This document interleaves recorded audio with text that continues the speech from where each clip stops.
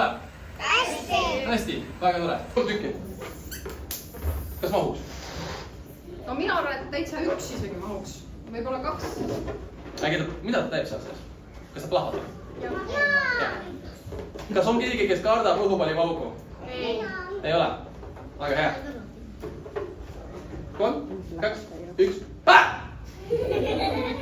Kõige keerulisem osa on puude täis.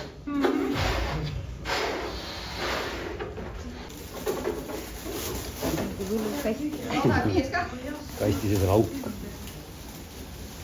Ei ole auku, ei, kindlasti mitte. Täitsa põhjana. Okei, lased küpsevad. Nüüd poole tunni pärast on valmis.